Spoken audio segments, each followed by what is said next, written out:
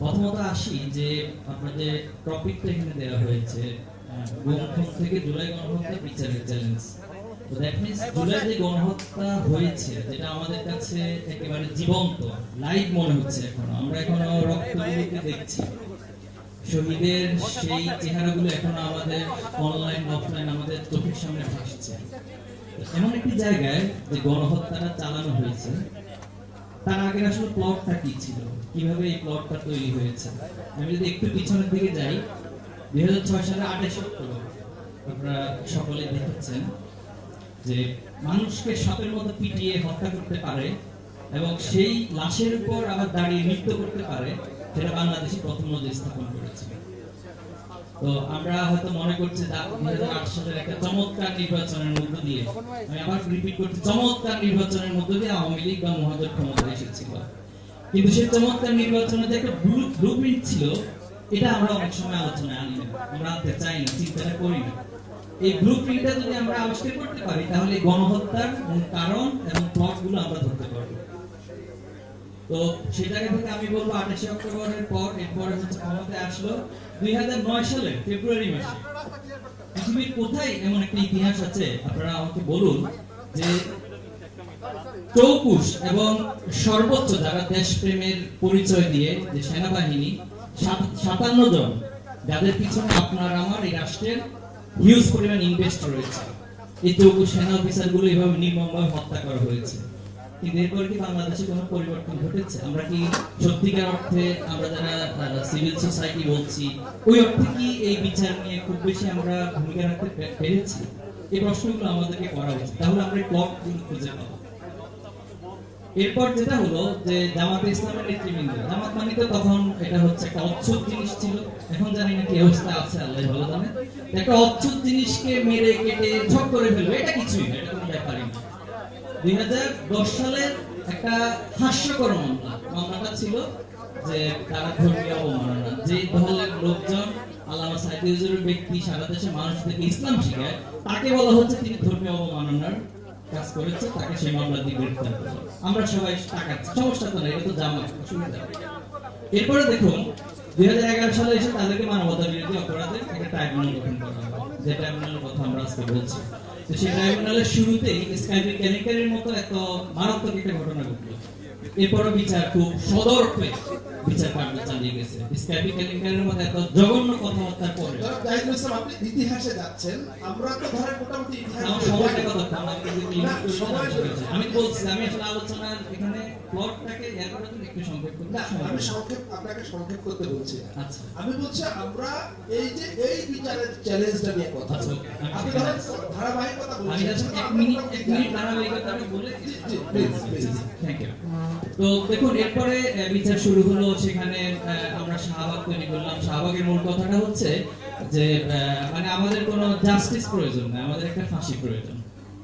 হলো এই যে গুমের প্রশ্নে আমার আগে আমার সম্মানিত ভবনী অনেকগুলো বিষয় বলেছেন যে অধিকার রিপোর্ট অনুযায়ী 2699 জন হচ্ছে বিচার বহির্ভূত হত্যাকাণ্ড ঘটেছে, আর অধিকার যেটা 23 সাল পর্যন্ত রিপোর্ট দিয়েছে 677 জন এখন পর্যন্ত গুম হয়েছে। এখন আপনি দেখেন এই গুমের ইতিহাসটা কিভাবে শুরু হলো, কখন শুরু হলো। আমি আপনাকে স্পেসিফিক তথ্য দিচ্ছি। 2012 সালের ফেব্রুয়ারি মাসে ছাত্র শিবিরের ইসলাম বিশ্ববিদ্যালয় কুষ্টিয়ার 2 জন সদস্য, তারা কুষ্টিয়া থেকে ঢাকা আসতেছিল, সাভারে তাদেরকে হানি পরিবহন থেকে নামিয়ে ওয়ালিউল্লাহ এবং আল মুকাদ্দাস প্রথম বাংলাদেশে ঘুমের যাত্রাটা শুরু হলো। তথ্যটা দিয়ে রাখলাম। ফেব্রুয়ারি মাসের পরে 2012 সালের এপ্রিল মাসে বিএনপির একটা সর্বোচ্চ ফোরামের নেতৃত্ব ইলিয়াস আলীকে গুম করা হলো। তো দেখেন আমরা সয়ে গেছি, আমরা হচ্ছে সয়ে যাওয়া জাতি, আমাদের কাছে সব সয়ে যায়। এরপরে আস্তে আস্তে আজকে বেগম খালেদা জিয়াকে যখন গ্রেফতার করে নিয়ে যায়, আমরা তাকিয়ে তাকিয়ে দেখেছি সব হেফাজতকে নির্মমভাবে হত্যা করে, আবার হত্যা করার পর হাসিনা পার্লামেন্টে বলতেছে যে তারা রং মেখে একটা মানে এভাবে একটা মানে খুনের সাথে, হত্যাকাণ্ডের সাথে, গণহত্যার সাথে নির্মম উপহাস করা, এটা খুবই দুঃখজনক।